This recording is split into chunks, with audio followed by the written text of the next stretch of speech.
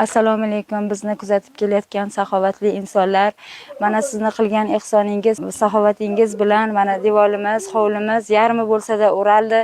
Buning uchun sizlarga kattadan katta rahmat aytaman. Ko'nglim ancha taskin topib, xavotirim ancha yo'qoldi.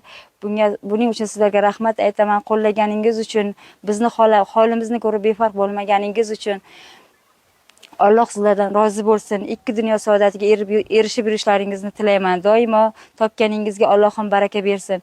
Musofirda yurgan yurtdoshlarimizni ham tilagan niyatlari amalga oshib, ularni har daqiqa, har soniya Alloh panohida asrashini tilayman. Ilohim oilalariga, farzandlari bag'riga eson-omon yorug' yuzlar bo'lib qaytishini Allohdan so'rayman. Qilgan ibodatlarimda, qilgan duolarimda sizlar uchun Allohdan uzoq umr, sihat, salomatlikni tilab qolaman.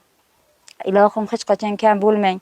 O'stirayotgan farzandlaringiz siz o'ylagandan-da ko'ra oqila, soliha farzandlar bo'lib, o'g'lingiz qori yigitlar bo'lib, el koriga yaraydigan farzandlar bo'lib, o'zingizga o'xshagan saxovatpesha insonlar bo'lib yetishishlariga tilakdoshman. Har doim taningiz sog', umringiz uzun, Allohdan rizqingiz doimo butun bo'lishini tilab qolaman. Hammaga rahmat.